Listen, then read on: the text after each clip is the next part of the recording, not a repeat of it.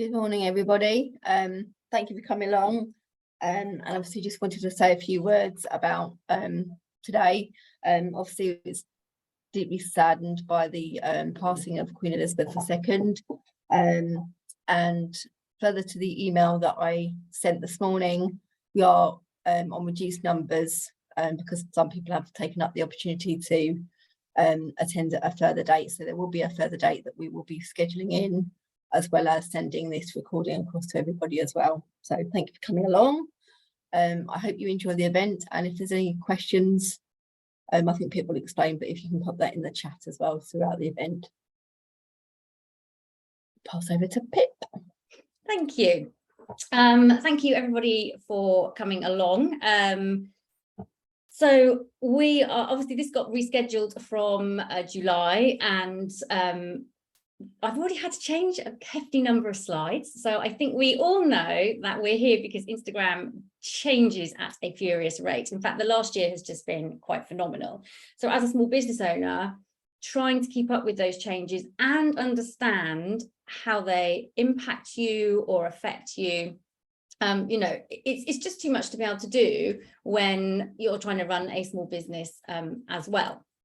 So what this session is aiming to do is to highlight to you, not all of the changes, but the key ones that are, you know, going to affect you as a small business. And actually the majority of them I'm highlighting in terms of how they can actually help you and be positive for you as well. So the way the session will run is I will, in fact, let me share my screen now just to make sure everyone can see it, is I will be sharing my screen with you, as you can see there.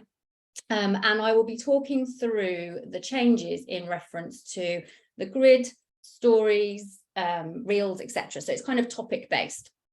And what I will do is I will allow sort of questions sessions at the end of each topic. So please put your questions in chat so that I can answer them.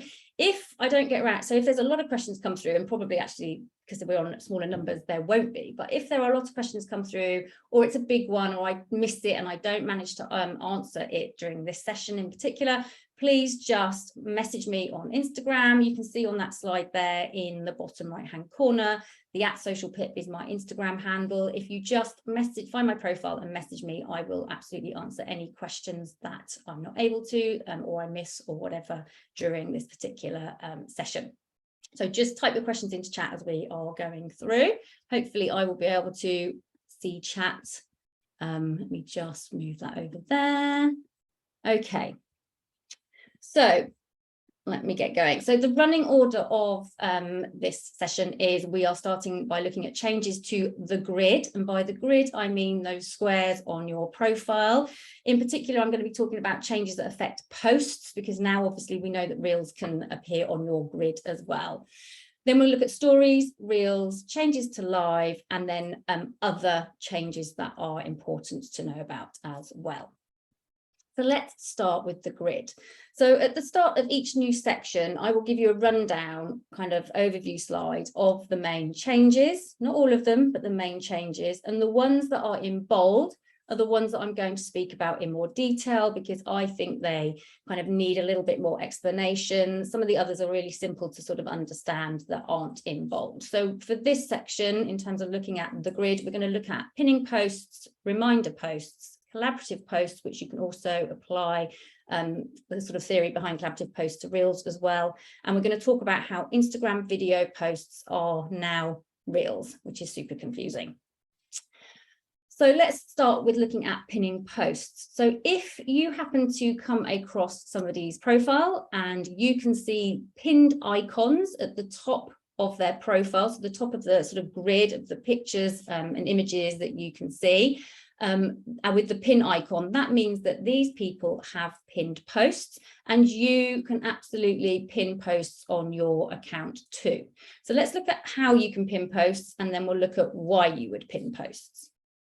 So here's how you can pin posts. Basically, you go and find the post in your profile that you want to pin. It can be any, so it could be the very first post you ever put on Instagram years and years ago if you wanted to. So you tap into the post that you want to pin, and then at the top here are 3 dots. you tap those 3 dots, and then this menu pops up which says pin to your profile.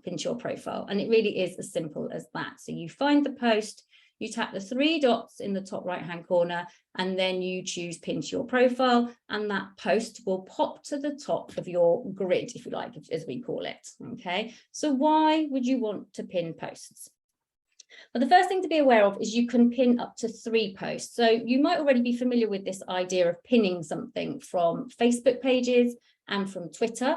But both of those only allow you to pin one thing, one Facebook post to your page, or one tweet to the top of your sort of Twitter timeline. With Instagram's update, you can pin up to 3 posts. And you can see in the example here, Jen has chosen to pin 3 of her posts. You can't do any more than 3. You can do just 1, you can do 2, and 3 is your maximum. And obviously, as I mentioned, the pin icon will appear to let people know that this is a pinned post. So why you would pin posts is basically to draw attention to them. So it might be that you have a really important post that you want up at the top, or you've got posts that you want to use to create a good first impression. The reason being is that you need to be aware that the majority of people who will go to your profile will be people who don't follow you. Because once we follow you, we tend to access most of the content that you put out through the feed or by watching your stories. So a hefty majority of people that visit your profile are people who don't follow you, who are deciding whether they should follow you or not, or who are deciding whether you're the right kind of account for them to follow. Do you offer what they need? Are you of interest? So being able to put posts at the top that create a good first impression will really, really help with that. So in terms of important posts, it might be that you're running an event, you've got a sale happening, or, you know, there's something really important you want to draw attention to that is coming up. So, you know, if it is an important event and it passes, remember to unpin it. With first impression posts, it might be you've got a great testimonial that you want to put up there, or somebody shared some user-generated content which you reposted onto your grid, which you now want to put up there. Or if you've done a great meet the team or meet me, find out more about me, what I offer kind of post, you might want to put that up there as well. Because the saying is you're only as good as your top 9, maybe top 12 visuals, because we don't tend to skim that much further down. So being able to sort of bump posts back up to the top to help you with that, to help you create that good first impression, can now be really, really useful. The key thing to be aware of is that the post, if you want your post in a particular order, pinned in a particular order, is that the post that you pin last will be the post that appears first on the grid. So here in this example, the post that Jen pinned last is the one that's in the top left, where she's talking about logical explanation for why Instagram engagement is down. So it's this one here, okay? So it just depends whether you need a particular order or not with pinning the posts. There are some people who are kind of saying, actually, you know what, pinning posts isn't a great thing, because some people want to see your most recent content. And if you're pinning posts and they're only scanning through and they just tap through the first couple, they're not going to get to your most recent content. But actually, you know, there is the other train of thought where if you can use content that you've already created that's performed well or is really important or creates that good first impression, why would you not put it up there? Personally, I'm testing having 2 pinned posts, and then the third one here, okay, like on the right hand side, is actually my most recent one, so people can still see that there is a recent one there as well. But it's a really good function to have. You don't have to use it. You might use it just to pin one post when it's really important, but it's good to know that that's actually available to you. So next post change is the introduction of reminder posts. And reminder posts are signified in the grid by this tiny icon here of what is actually a calendar. Okay, so how to create a reminder post, first of all, let's look at that.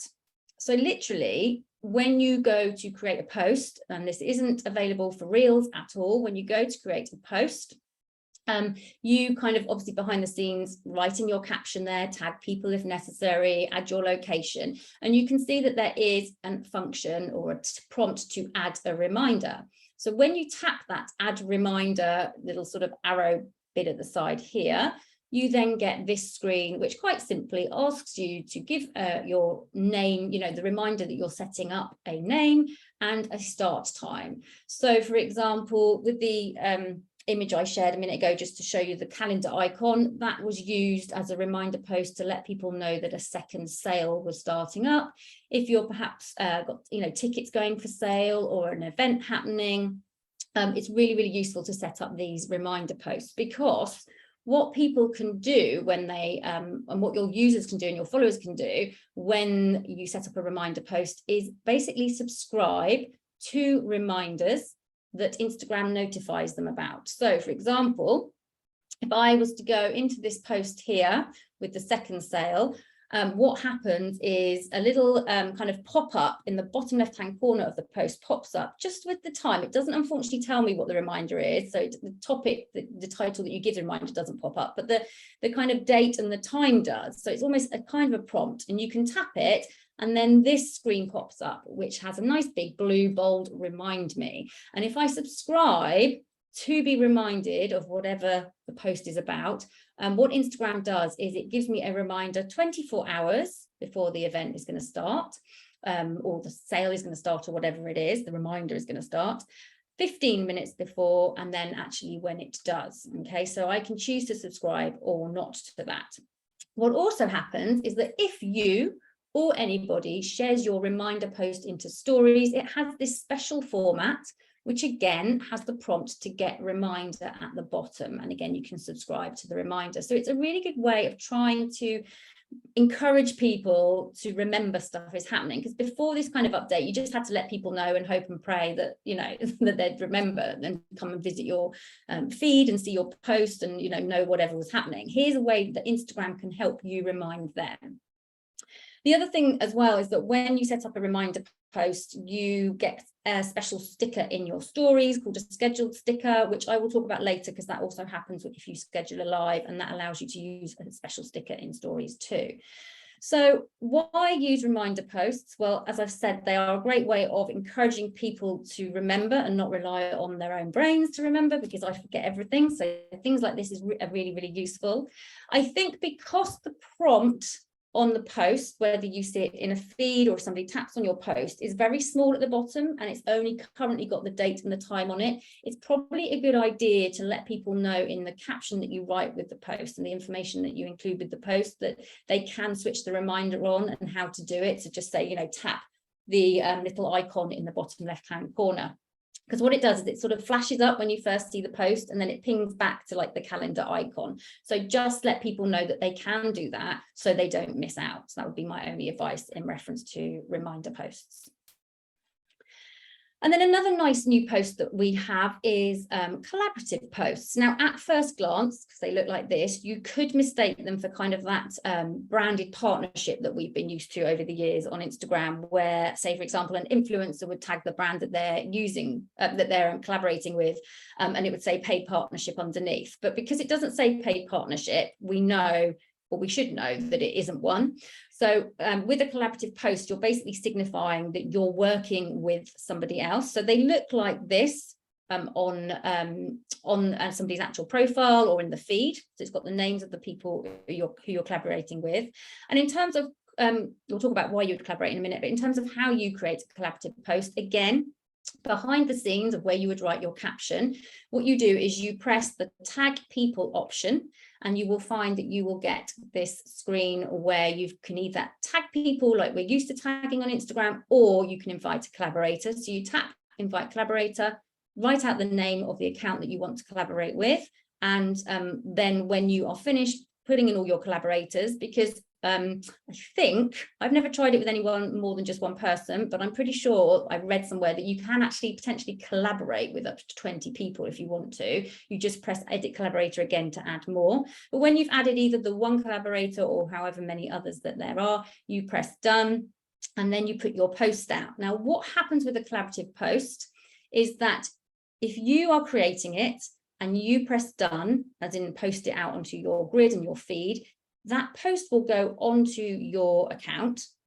but it will not go onto the collaborators' accounts until they accept the invitation, because what happens is Instagram says, right, you've been invited to collaborate on this post. When you okay that, then it will appear on your feed, and then it will appear also on your account too. Because what essentially happens is it appears on both profiles, or if you're collaborating with more than one other person, it appears on all profiles and all their feeds. Okay, so it goes out like a post. Even though you might have created it, written it, and posted it, once they accept the collaboration, it goes out on all the other accounts too. So it's a really good way to signify a professional partnership. So with this example here, I'm signifying that I work with Bumblebee Collective on my Instagram workshops. If you've perhaps run a podcast and you've got a guest, somebody guesting on your podcast, you could do a collaborative post with them. If you're running other kind of events together, not necessarily workshops, you can do collaborative posts for those.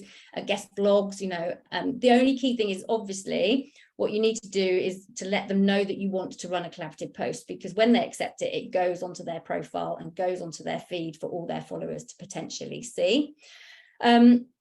The one thing that you do, which is great, is you share all the notifications that come through from all the followers from the collab, who you've collaborated with, and so you share that kind of engagement as well. And the best thing about collaborative posts is if you collaborate on a post with the right kind of person, you potentially are placing yourself in front of their audience. So it's a real opportunity for you to target reaching an audience you want to reach, which is great at the moment when obviously reach feels a little bit tough on Instagram. The key thing to be aware of, and this can be a stumbling block with collaborative posts, is because they appear on your account and on others' accounts, if the other people have a particular Instagram aesthetic that they like to stick to, and not everybody does these days, we've moved away from that, but some people still do, trying to find a happy medium that works for your particular profile and theirs can be a little bit tricky. Okay, so that's the only thing to be aware of. But other than that, collaborative posts are a great way. I mean, you won't do a collaborative post with every post you do, but they are a great way to think about, what audience do I want to reach? Who could I possibly collaborate with on Instagram? How could we collaborate together? How could we do a collaborative post? And remember, this also applies to Reels. Reels work exactly the same way as collaborative posts if you choose to do a collaborative Reel as well. And then the final update, and the most recent update, is that Instagram video posts are now called Reels. Okay. This, to me, is the most bonkers update Instagram have given us for a while.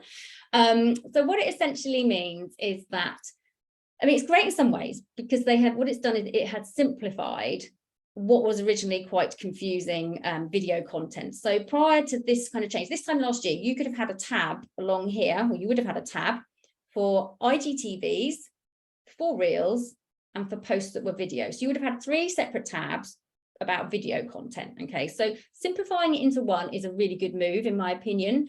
Calling it Reels is really, really confusing, because a video post is very different to a Reel, because what we've come to know as Reels, which have been around for 2 years now, is that they're kind of entertaining, a bit quirky, a bit quick, a bit snappy, quite often music, or you're voicing over audio, whatever. Whereas a video post is likely to be very different to that. So to me, it would have made more sense to just call video, call the tab video rather than call it Reels. But anyway, Instagram have now decided to call video posts Reels. And what that means, and what you need to be aware of, is that when you now post a video, it will go into the Reels camera interface, if you like. So if you are familiar with Reels, when you put one together, you go to edit it, you have access to music, you have access to stickers, like in stories, you have access to captioning and text and GIFs and things like that, which you never could do with a traditional video post before. Now, just because you have access now to that Reels interface when you want to put a video post out, doesn't mean that you have to use all those things. You can just simply put a video post out as you would have before, without putting stickers or whatever over it. But it's just to be aware that you will now be sort of taken into what looks like the Reels functionality. Because of this change, because now they are Reels, when you create a video post or any kind of video on Instagram, it is now really, really almost essential to try and make sure that you're using the full 9:16 format. So by that I mean it fills the whole screen, and not just like you might have a square in the middle, okay, and color either side. It needs to ideally to work properly, and for Instagram to kind of give it the best potential to get reach, etc. It needs to fill the whole screen. So that's something to be aware of. And the other thing as well is that all video posts now require a cover. And the other great thing is that they are now auto captioned, which really helps with accessibility. So let me show you how to, first of all, create a cover, in case you don't know. If you're really familiar with Reels, you'll probably know how to create a cover, and it's exactly the same concept. But if you're not really into using Reels at the moment, then this will be useful for you. So if you want to basically change the cover of the video, by changing the cover, what we're talking about is the visual that will appear on those squares on your grid, and also as a cover if they have people happen to tap into that video tab on your profile. So you tap the cover option up here. And when you tap that cover, what it does is it brings you into a screen where it shows your video, and you can scroll through and either select a thumbnail, or add from camera roll is an option underneath, which you can press. Go and find the visual that you want in your camera roll. And then if you press advanced settings at the bottom there, you can then check what that cover will look like in your grid. So at the top, it says edit to cover. Hold on, let me just go back a smidge, just move a bit forward. So if you tap edit profile cover, you can then see what it looks like. You can move it up and down, make it larger, or leave it as it is. But basically what it looks like in that square is how it will appear on your grid. And then here you can see I've just moved the little icon there for accessibility. That's where you can switch captions on or off. So if somebody is speaking in the video, you would want to switch that on. If you've just got lyrics playing and they're probably not necessarily important for the overall mood and message of the post, probably switching them off is better, because otherwise they will caption the lyrics in the song, and sometimes that can detract from the rest of the post. Okay, but that's basically how you create a cover and how you can switch auto captions on and off. And obviously auto captions are really useful for accessibility. A lot of us listen with our sound off on Instagram, and there are a hefty number of people who require who are hard of hearing and require captioning to help them access Instagram posts as well. So any grid update questions? I'm looking at my chat and there's nothing here currently. Does anyone want to wave at me and ask me any questions, or are we all good? Give me a thumbs up if we're all good. Oh yeah, go on then, Jade. Do you want to unmute yourself? Yeah, hi. I read somewhere, well, I saw someone post a reel recently about there might be a new ratio for the grid. You know, at the minute it's just square 1:1 ratio, and is it going to be changing?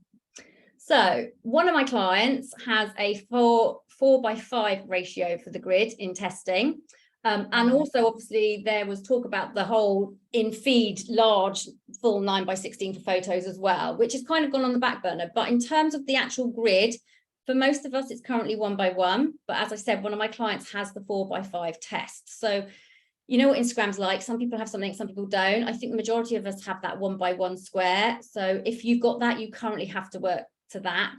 I personally think probably they'll stick with the 1:1, but who knows. But in terms of, I haven't heard many people be part of the 4:5 test. So if you're 1:1 currently, just work to that 1:1. Okay, because I take my photos in 1:1, because sometimes when I take it in full screen and it gets cropped off, so I didn't know whether, if it was to change, would the current pictures, would it affect the current pictures as covers? Yeah, or like on the grid? Oh gosh, well yeah, I suppose it would, but how it would, I don't know, because they'd have to automatically make that sizing work, if that makes sense. It just would be moving forward, we'd have to know what it kind of looked like. But I know where you're coming from. Yeah, I mean, in theory, Instagram, when if it does change it, they'll just change all of that.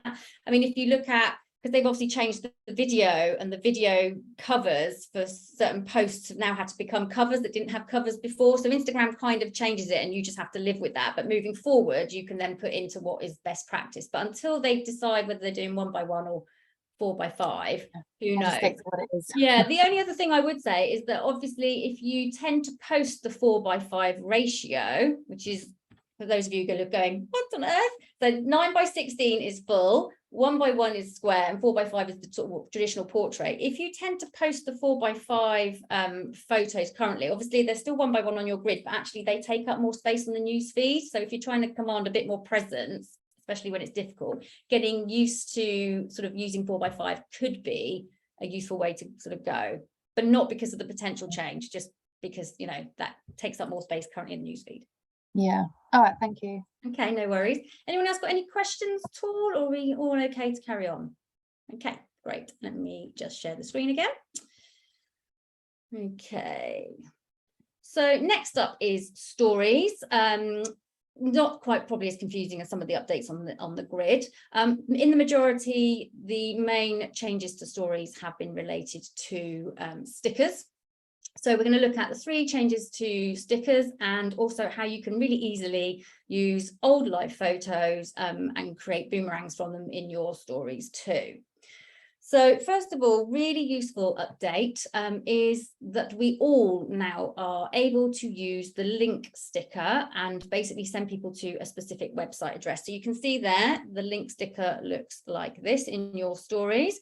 And I always talk about all the stickers that you can access in stories as being like where the magic in stories lies. This is where all your things that can help people really interact with your stories kind of sit. So the link sticker, basically, when you tap that, what you can then get is this screen here. And what the link sticker does is it allows you to direct people to a specific web link, a specific web page. So you might want to get people to sign up to your newsletter, book a ticket to a workshop, read your latest blog, whatever it might be. And actually, this is a really useful update because in the main, the only other link that we have that people can tap is on your bio. It's just one other. So this is a really brilliant opportunity to help send people who watch your stories to specific web pages too. This used to be something that only people who had over 10,000 followers who had access to, and it was called the swipe up. Now, it doesn't matter whether you've got 10 followers or 10,000, you have access to this brilliant link sticker. So the things to be aware of with the link sticker is that you can customize the text and the color. So when you put your web link in, you can just leave it as that and put the sticker out. And if I did that from my website, it would just say socialpip.co.uk. But what you can do is you can press customize the sticker text here and change the kind of call to action and encourage people to tap that sticker, because socialpip.co.uk, it's, you know, it tells people it's a web link, but it doesn't necessarily encourage us to tap it. So ways, here's some examples I've spotted. So ways you can encourage people to tap it by changing the text. Ian's used click to see my portfolio. I mean, tap really, because we will be tapping it as a keyword. But it's telling us, tap here is the call. And if you do, then you can go and see my portfolio of work. Here's my example when I was talking my stories about this workshop, and it was like, you know, I'm in, bring me up to speed. And then on the right-hand side is Love Audrey. She put out a new podcast episode. So her call to action is really clear. It's like, listen now, if you tap here. So I do encourage you to make sure you think about changing the text rather than just leaving the .co.uk kind of website address. And in terms of changing the color, you can, so once the sticker goes out in your stories, you can tap the sticker and there's 4 different color change options that you can have. But this is basically a really, really useful way of making sure that you are sort of utilizing an opportunity to send people to web links when it's really, really difficult to do it elsewhere on Instagram. You don't want to do it for every story. And you probably will find that, you know, not everybody will click that link, but the ones that do will be the ones that are probably really, really interested in that as well. So it's a good opportunity for when the right need arises. The other update is in reference to the poll sticker, which you can see looks like that. It says poll and it's got some lines by it. And it's a really simple update. So prior to this update, and it might be that some of you haven't yet received this update because I'm aware that there are a number of people who haven't, but prior to this update, the poll sticker gave you 2 options. You could vote for one thing or the other thing. Now, with the update, you have the opportunity to choose up to 4 options should you need it. And I think this is really useful because there were moments when I used to have just the 2 options. I'd be like, actually, I'd quite like to put a 3rd option in, but I actually can't. So now this gives you the opportunity to use potentially up to 4 options. So it might be, should I stock this or this, and it allows you to kind of poll your audience as to help you make a business decision, for example. Or you can have a bit of fun. It's like, should I eat my chocolate cake or crisps next, you know, something like that. But the brilliant thing about any sticker, not just the poll sticker, is that you can swipe up on the active story where that sticker is and see who voted for what, or if you use the emoji slider, who slid to where. And the best thing with that is that you can then message people on the back of that. So I can tap into each of these and see who voted for what. And I can also, using this arrow button here, send them a message off the back of that. So this is something that I talk about when I run my stories workshop, because these stickers are a lot of fun, but if you use them in the right way, you can use them to help you with business decisions, business leads, and you have a nice list of who to follow up with in that lovely private DM space that Instagram has as well. So this is potentially a really, really powerful space. So, you know, good updates to the poll sticker, and with any sticker, just utilize seeing who's voted for what and following up on that when necessary too. And then the other brand new sticker, so this is an update, this is a brand new sticker, is the Add Yours sticker. Now this is actually very different to all the other stickers in Instagram, and it is quite tricky to explain to people. So I do have one active in my stories now. So I would recommend after this session taking a look at my stories and taking a look at how this sticker works and what you can actually do with it, just to make it a bit clearer. But basically, if I press that Add Yours sticker there, what happens is I get this screen which it says write a prompt. And this is my first attempt at using the Add Yours sticker when it had just arrived. And I think a lot of people don't use it because they don't quite know necessarily how it works. But basically my prompt was, lovely locals, show me your best hitching photo. So the idea there is that what happens is that I'm encouraging people who follow me, who live around where I live, to share their photo. You can also share videos as part of adding to this sticker as well, if you like.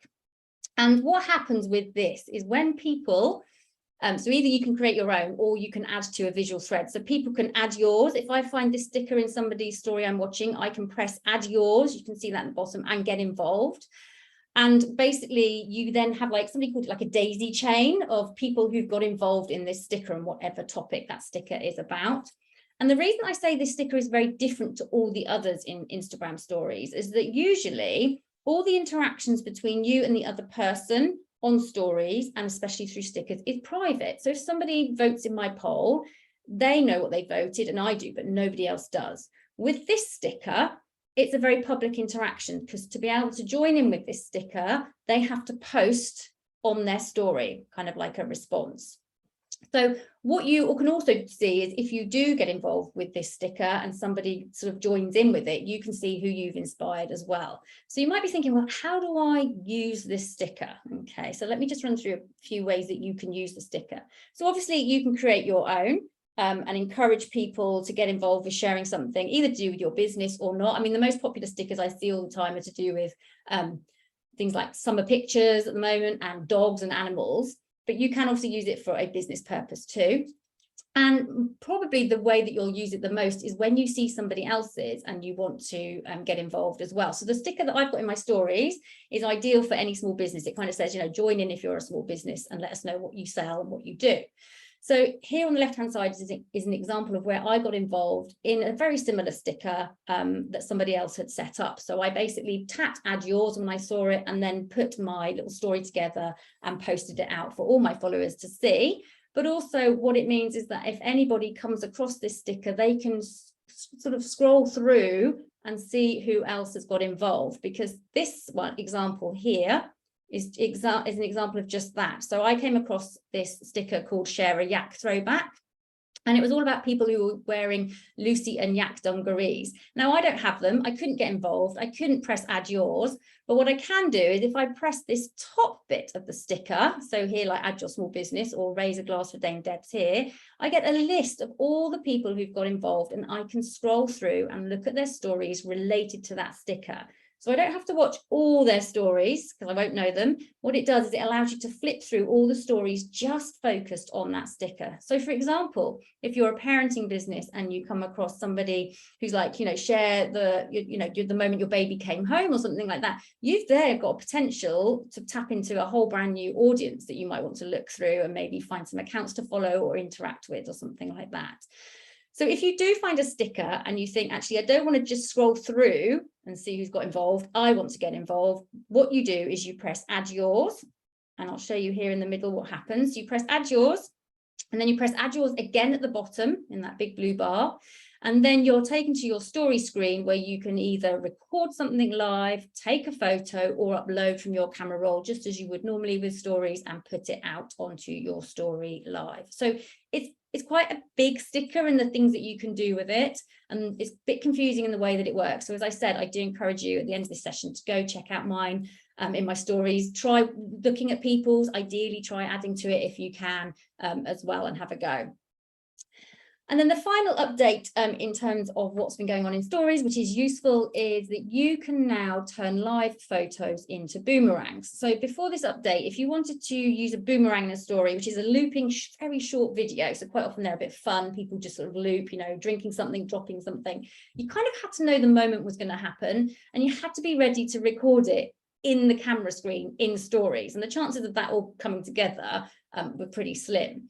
So what you have now is you have the opportunity to use photos that are live photos in your camera roll, doesn't matter how old they are, and turn them into boomerangs. So with this update, it's probably a pretty good idea to start getting into the habit of taking live photos, and live photos can also be used in reels as actual video too. So that can be pretty useful. So what you do is, if you think, actually, I'd like to use a live photo as a boomerang, is you go into your camera roll, and the boomerang icon should be showing for those that you can actually use and turn into a boomerang. You tap on the one you want to use, and it automatically goes into your stories, because you're in your story camera to do this. And then you tap the, I'm just pointing, you tap the, hold on, let me go back. You tap this icon at the top, which is again the boomerang icon, and then it automatically turns it into a boomerang. And you have 4 different effects that you can use here, one of which is slow-mo. So it slows the boomerang down a bit, which is probably the one that I've had clients request to me most. It's like, can I slow this down? Well, actually, yes, you can. And there you've got a boomerang, and you can put it out in your stories too. Some of you might have the ability, so I did, but it's been taken away. But some of you might still have the ability to do this with videos as well. Doesn't matter how long they are, you can choose a section and turn it into a boomerang. I don't anymore, not on any of my accounts, so I can't demo that to you. And I am aware of other people having that option removed. So I don't even want to talk through it, just in case nobody has it anymore. And that is the key story, useful story updates. So let me just have a quick look in chat for questions. Oh, somebody's lost the screen. Have you got it back, Rebecca? Can you search for add yours and any of the other stickers within your followers? No, Helen, that's a really good question, actually. Let me just stop sharing the screen.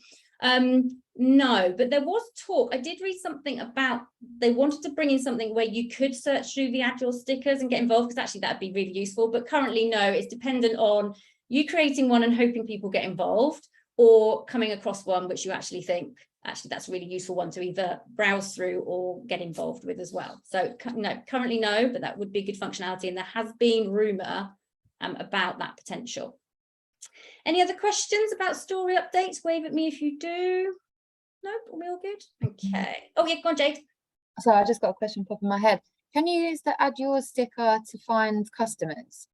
Obviously, I know there's not a function where you could click on it to search what people have used, but if you see someone pop up in a story and it's, say, for instance, so I do upcycling furniture. If someone said, like, show us your latest DIY, I could click on it and potentially find followers that would buy my stuff.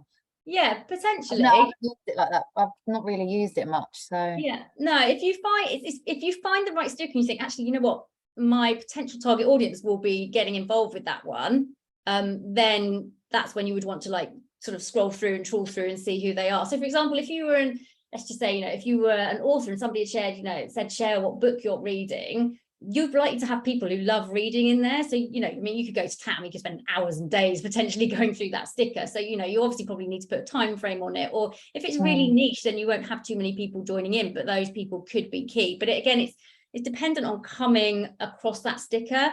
You could also create your own. So for example, I talked to an interior designer, and we talked about how we could possibly use the add your sticker as like, show me the part of your home that you're proudest of, and, you know, or show me the part of your home that you'd love to change.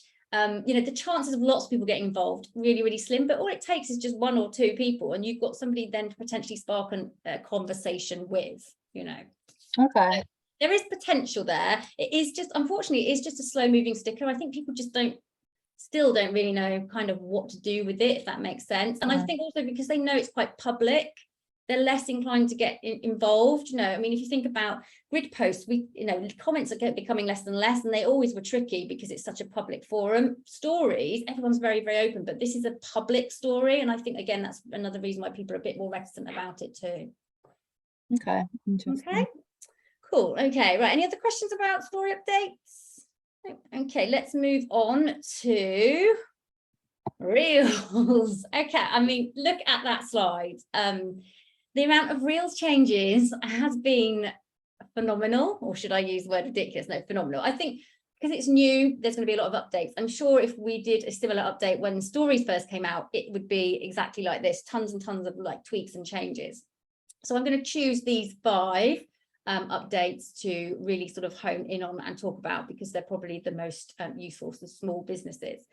So the first one is reply with a reel. So this means that you can reply to a comment on your reel by creating another reel. You don't have to, absolutely don't have to. You can just reply with text as we're used to doing, but you have the opportunity, if it feels like actually this could be really useful to create a reel on the back of a reply. So here's how you do it. Basically, obviously somebody replies, you go to press reply to them. You can reply as text, or there is this camera option icon. Let me just pop back here. There, and you tap that, and what it does is it pops you into your real camera template kind of functionality, and it brings through the reply, the comment that you're replying to. You can use it as a sticker, you can change the color, you can change the position, change the size, and then you create your reel on the back of that. So you can either talk to camera, you can film something, you could use some photos, you can bring something up that's already in your camera roll, but basically you create a reel on the back of somebody's comment. Okay, and you might think, well, why would I want to do that? Well, first of all, actually, before I go on to why I want to do it, the other great thing is when you reply with a reel, it kind of pulls everything together. So the reel that you create sits as a reply in the comments, and if somebody happens to come across your response, they'll know like you are replying to something because it's got that sticker there. But what they can actually do is they can tap back here and go and actually sort of see the original reel that prompted the comment that you then replied to as well. And the reason why you might want to reply with the reel is because you know, it's somebody asked a question, you think actually, you know what, if they're asking that, somebody else is probably likely to want to know that. It's really useful information. It might be as well, the good thing about kind of replying with a reel is with reels, they're very what I call top of the funnel. So, you know, lots of people tend to see them. They're not really necessarily where you would tend to develop relationships. That's very much a sort of a stories and DMs kind of private area where that really, really happens, and to a certain extent on posts as well. But with reels, they're very kind of short and snappy, kind of what I call surface kind of content, top level, kind of top funnel. So to be able to actually start to utilize reels to build community, this functionality allows you to do that, if you like, because it's saying, actually, I've noticed your comment, I really value that comment, and I'm actually going to use this comment and create a new reel on the back of it. So it is a move towards kind of trying to create some sense of sort of community and meaningful relationships through reels, because generally what we do when we go to watch reels is we just flick through them, we just passively watch them, we might like them, we don't necessarily often make massive comments on them. But what this allows you to do is to kind of try and build you know, a relationship with people through reels by replying with another reel and making them feel valued. So you know, it does have some really positive points. You wouldn't want to use it all the time. You'd need to pick the right moments to actually use it to reply with a reel, because obviously when you reply with a reel, it goes in your Reels tab. You'll probably share it to your grid as well, etc., etc. So, you know, you wouldn't want to start bombarding people with lots of reel replies, but it is a really useful move towards kind of trying to use Reels to create a relationship and make your viewers feel valued as well. New update, brilliant update for small businesses. I don't know about you, but Reels for something that's so short can be so time consuming to actually create. So Reel templates are a really useful move to help us create Reels more quickly. So you might come across this icon when you're scrolling through people's sort of Reels on the tab. And what happens when you press this is you can use the template of your reel you're watching, including the audio, if you like it, to create your own. So if I press use template, this is what happens.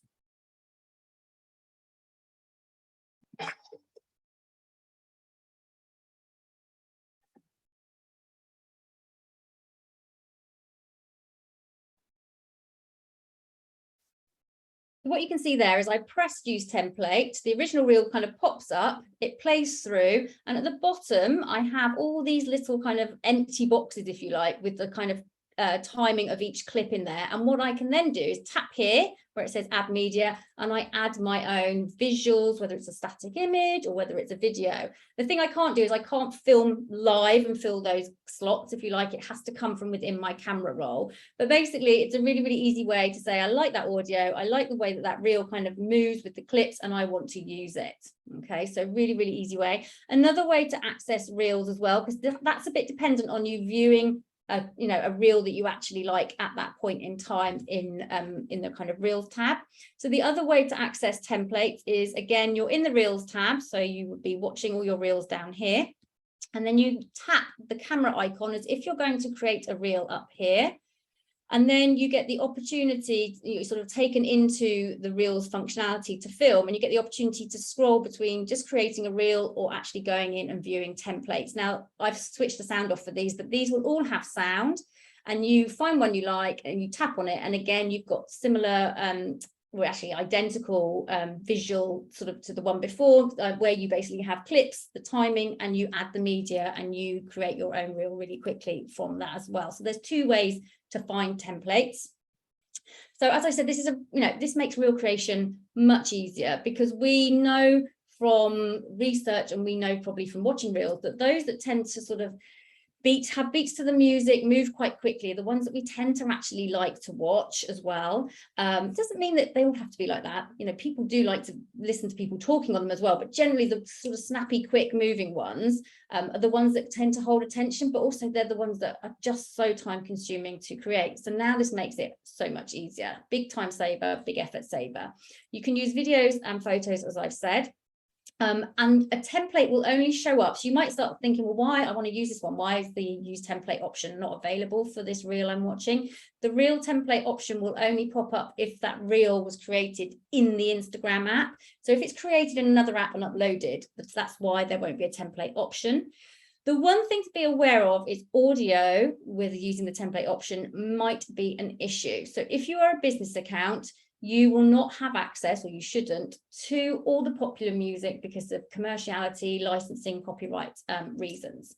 What I found with the template option is that music that I would normally not be allowed to use, I appear to be able to use. And at first I was like, okay, this is a good workaround. But actually what happened is when I went to put the reel out, the music wasn't there.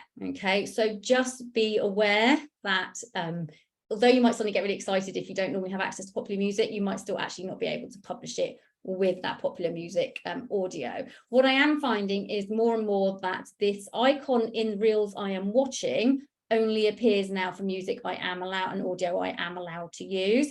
But in the actual tab that I showed you, where you flip between Reels and templates, and you can go through all these templates, I'm still finding popular music in there, and then I can't use it. Okay, so they're obviously working on making sure that you get the right access to the right audio, but it's just something to be aware of with using templates. Another update is that you can now include interactive stickers. I think this is a good move to a certain extent. So this is just like the interactive stickers that you would have in stories. So again, it's the magic sort of sticker icon, just as it is in stories, that you would tap. So you have your reel, you tap that sticker icon, and there you can see you could add a poll, you could use an add yours sticker, which I think is quite strange for reels, emoji slider, or use a quiz as well. I think probably the quiz and add yours is probably the one that's the least likely to be sort of used by other people and tapped on by people watching your reel. Poll is nice and quick. In fact, actually the poll one I think is generally 2 options only.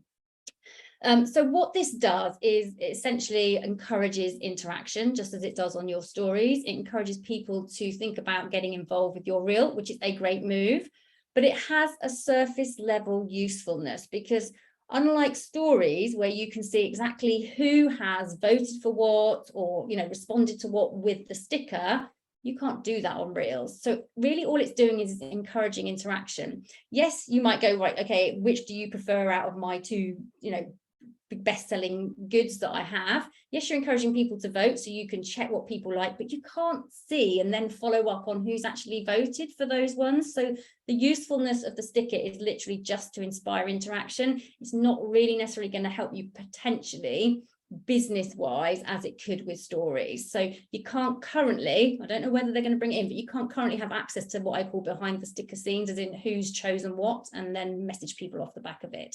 If it had that, it would be absolutely brilliant, especially with the way reels at the moment tends to reach, you know, a lot of non-followers. But currently we can't use it other than just like encouraging people to get involved and tap for us.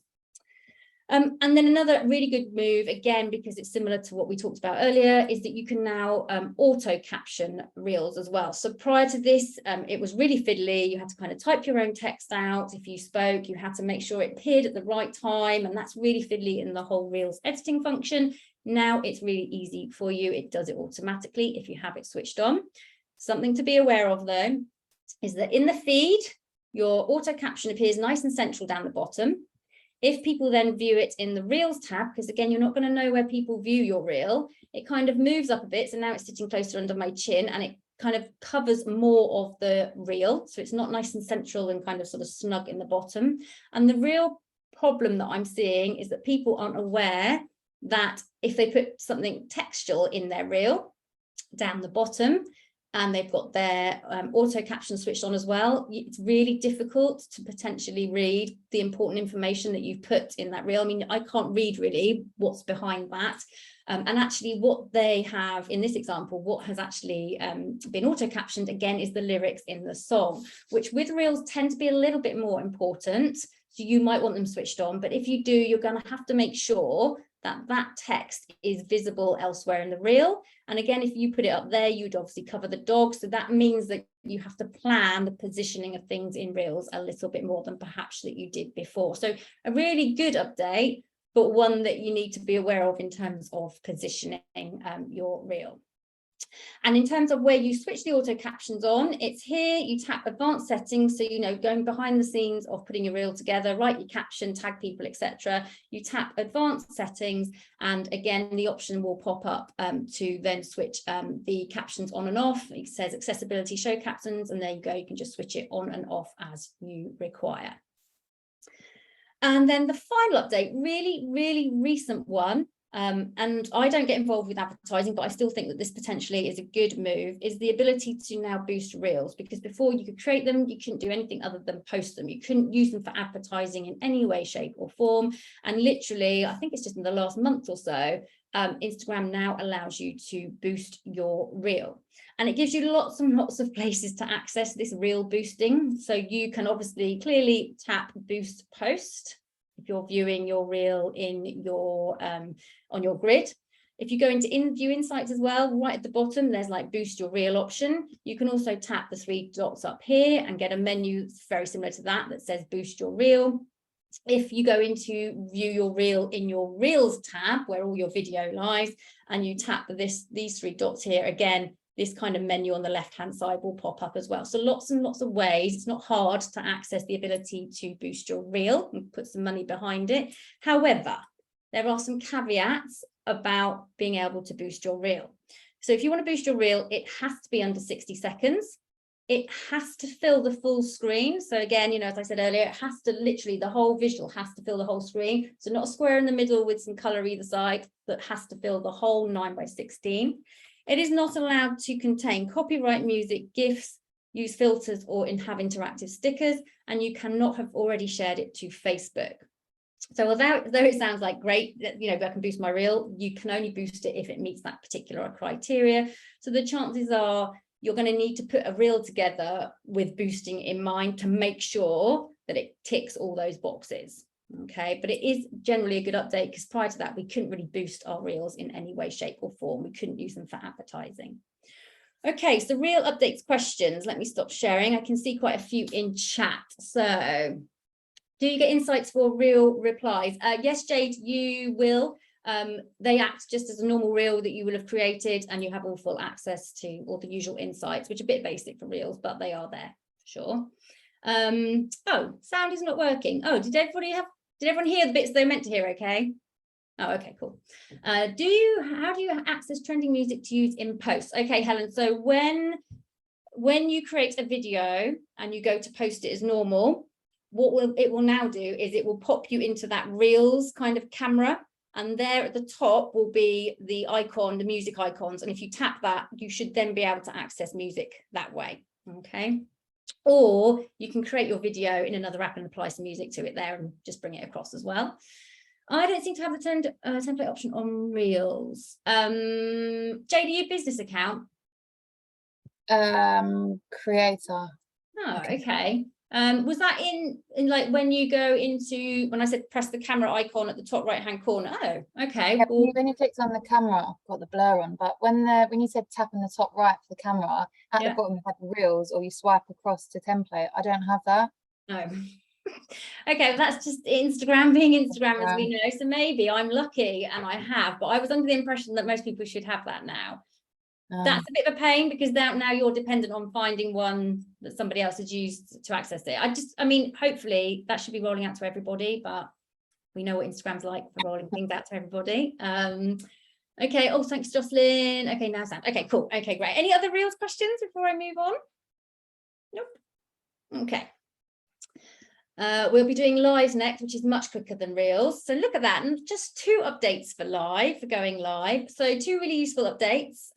One is being able to practice going live, which I think is really useful, because going live on camera is scary enough as it is, let alone the fact that when you go live, you have this screen that you've never seen before and all these buttons that you could potentially press and you don't know what they do. So what this functionality does is it allows you to get familiar with all the functions in live without actually being live. And it also allows you to potentially just practice speaking to camera and feeling like you're live without actually being live. So to practice going live on Instagram, you press audience in the live functionality. So if you press this button down here, you'll go live. But if you just tap audience here, you will then access the option to choose what audience you want to go live to. So obviously public means everybody. Practice means it's private, it's just you. And when you go live under practice, you can then actually invite specific people to join you, so that you could then actually feel like you've got people watching you, but it's people that you're happy to have watching you, who can perhaps say that worked really well, or maybe you want to think about doing that next time or whatever, or you can just practice going live on your own. But it's just really, really helpful, I think, to be able to access this. I don't have a problem going live, but I still access this from time to time to check that none of the icons, if I was going to go live, have changed, so that I know where they are still and what, if they've got any new ones and what they do. So that's really helpful to make you feel more at ease, because going live can be pretty scary. Really helpful update as well is the ability to now schedule a live. Because before this, you could just, all you had was you just go live and hope people joined you, really, or you might have talked about it on stories or put a post out and hoped people remembered. So what this does now is it tells people that you are going to go live on a certain date at a certain time. So you press schedule, and again, it looks very similar to the reminder post. You write the title of your live in there and the start time. And then what happens is you get access to, again, a number of functionalities related to helping you promote going live, to try and make sure enough people join you. Here is the scheduled sticker that I talked about in reference to reminder posts at the beginning. So if you set a reminder post up, you'll get this scheduled sticker. And again, if you schedule a live, you get this scheduled sticker. So it's a special sticker that you can use in your stories that people can tap on to encourage them to get the reminders so that they can join you when you actually go live. And again, the reminders work in exactly the same way, 24 hours before, 15 minutes before, and then obviously when you go live. The other thing when you schedule a live is that you get this kind of banner in your profile that people can see, especially non-followers can see that you're going live. And when they tap on that, if you can schedule more than one live, so they can see the whole list of lives, and they can also tap into it and get basically the option to tap that remind me and get the reminders as well. So somebody could, if they think, oh, actually that might be interesting, not sure if I want to follow yet, they could actually set the reminder to watch you live and then decide on the back of that information, you know, having watched you live, to maybe follow you or whatever anyway. So, you know, it basically puts it on your profile for people who don't follow you to see as well. You can also create a post. You can do it as you schedule the live, or you can come back into your scheduled live and then press the create post option. And again, the post has that calendar reminder icon on it. So it's a reminder that I'm going live for people. And it works exactly the same way as I spoke in reference to the reminder posts earlier.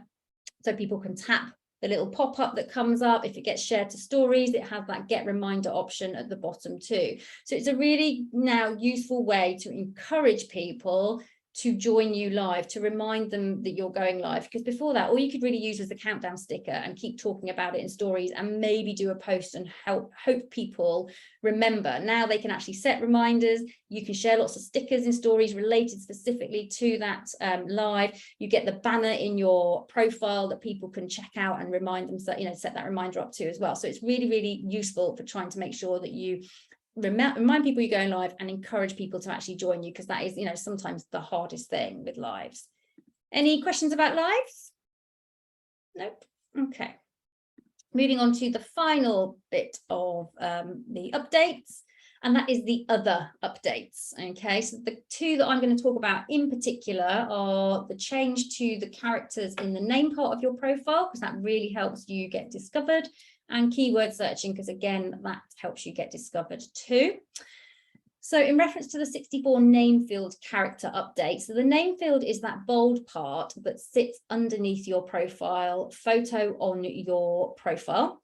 Originally, it used to be 30 characters, and it's highly keyword searchable. So now having double the amount of characters, or just over double the amount of characters to play with, to include those keywords, should hopefully mean it makes it easier for you to put the right keywords in, and for you to show up in search as well. The key thing to understand with that field is that if you change it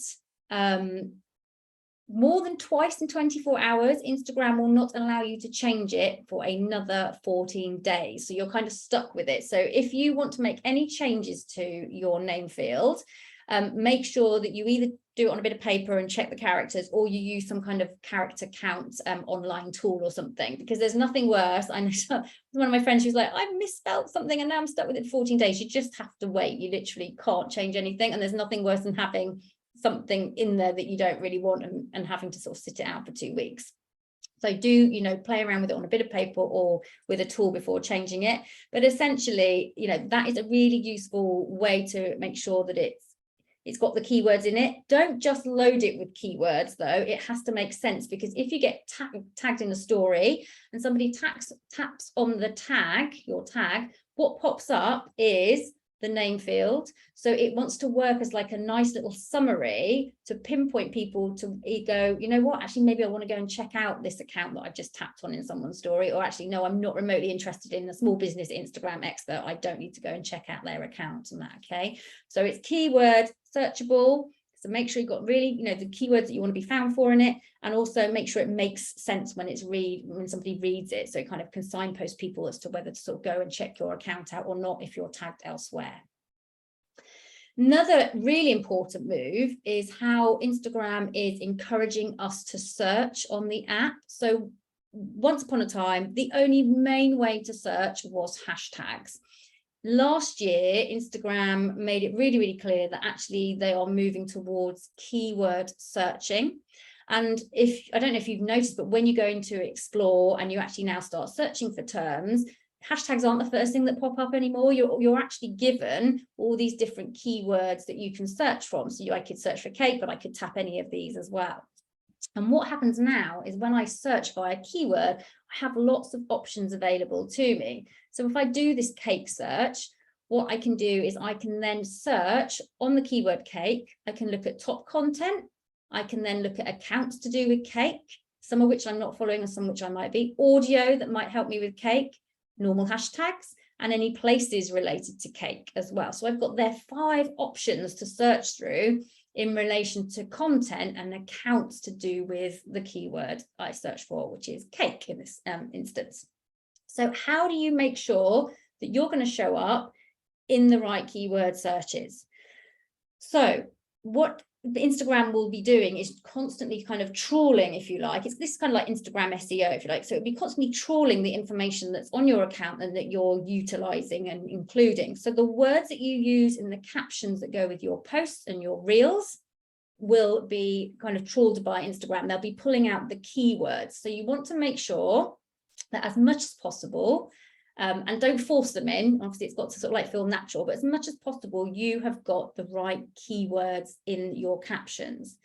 You want to also make sure that the content that you're putting out as much as possible relates primarily to your industry, to what you do. This doesn't mean that you can't include something personal, but you want the majority of the content to be about your business. So for example, if I was to post one day about ice cream, the next day about my summer holidays, the next day about my dog, although it's really lovely content potentially for people to read about, Instagram is not going to know who I am, what I do, and what search to show me up in.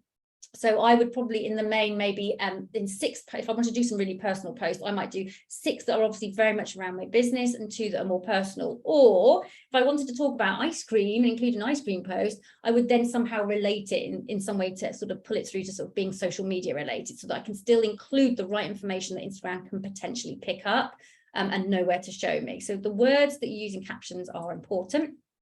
Hashtags now have a dual function as well. So you can still use them for good old hashtag searching and for hopefully showing up in the right hashtag searches, but hashtags also now act as keywords as long as they're in the captions. So some people still like to put hashtags in the comments so that it looks neat and tidy and they're not all cluttering the caption. If you do that, your hashtags will only work for a hashtag search. If you want them to work for keywords and hashtag searches, they need to be in the caption that you write with your post as well. Your username, your @username as well, words that are in there will help Instagram work out what searches to put you, include you in, as well as the name field that we've just spoken about too. And the words that are in your bio will also be trawled by Instagram and to work out what sort of searches to show you in as well. So it's all starting to sort of come together a bit like Instagram SEO to make sure that you show up in the right searches. So this is a good move. It might sound like, oh my God, I've got so many more things to think about. But actually, before we were so dependent only on hashtags showing us in the right hashtag search. Now we have hashtags, we have information in our bio, the words we use in our captions, making sure, you know, that we've got the right words everywhere. So we've got more opportunity in theory to show up in those searches. What it does mean in reference to hashtags is now more than ever, it is really important to make sure that you are choosing the right ones. And I mean, I've always been a big supporter of choosing quality hashtags over quantity because you can include up to 30, but now more than ever it's really important to choose the right ones, and it might mean that the right ones are just 10 and not perhaps 30 that you used to try and use. Okay, and that is absolutely fine as well.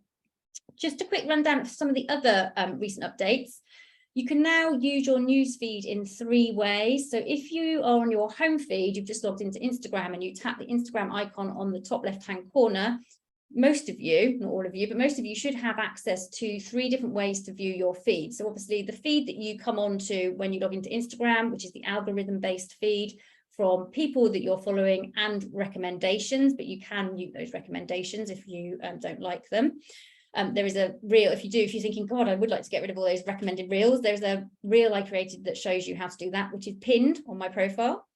You can also then set up a favorites to view, I think it's up to 50 accounts that are your favorites. And if you go to the newsfeed that's called following, you can access all the people that you're following in chronological order. Okay, so that's a nice update if you want to make sure that you're not missing out on people that you're following. Detailed insights. I'm just going to give you very basic info here that you can now take your insights up to 90 days, which is really, a really good way of looking at your Instagram account in the bigger picture, rather than just each post and thinking, oh, it's not really doing very well. If you go to your 90 days insights, you'll probably find that you actually feel a lot better about how Instagram is performing. There are new interactive location pages, which potentially could be really, really useful if you are a heavily location-based business. If you want to have a look at how they work, go and search on a location, and then when you go into the actual, so like, so for example, I searched on Hitchin, I tap one of the Hitchin tags, and then you can search around the whole map and search stories and look at accounts and tags and find different sort of accounts locally and things as well. So go and play around with that.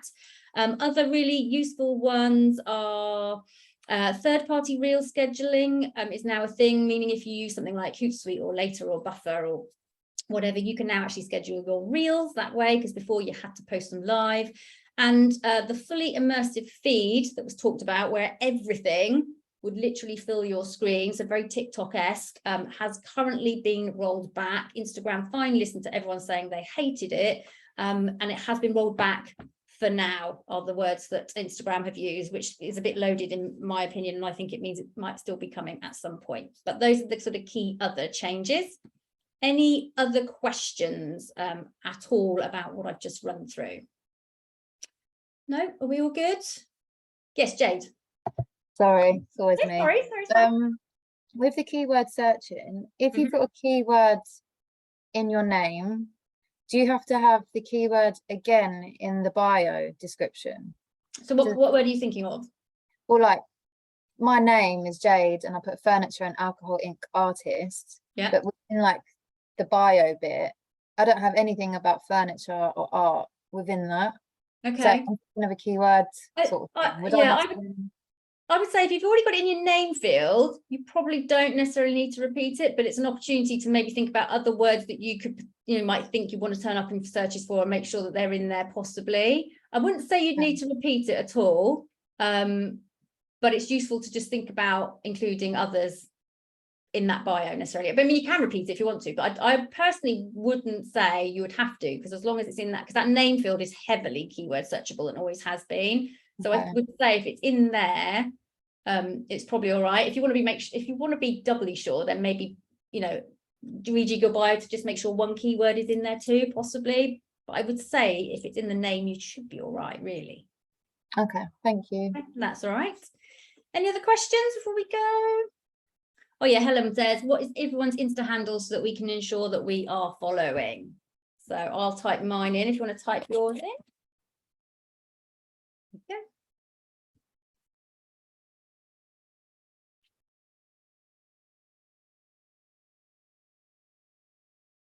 Wait for them all to come through.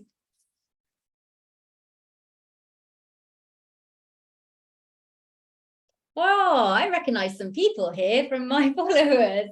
Isn't it funny how we know each other by Instagram handles? Oh. Okay, cool. Helen, do you want to say anything to finish off?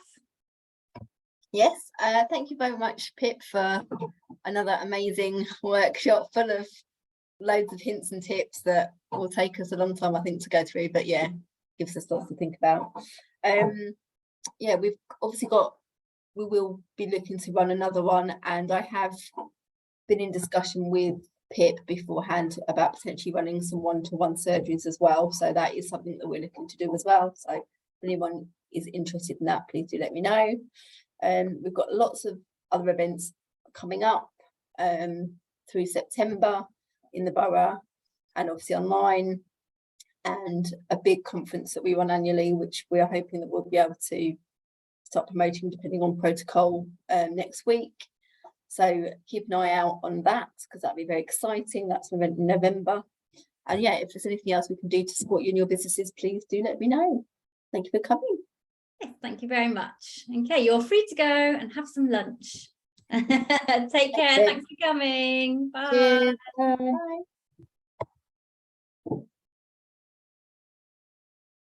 All right, let me stop recording.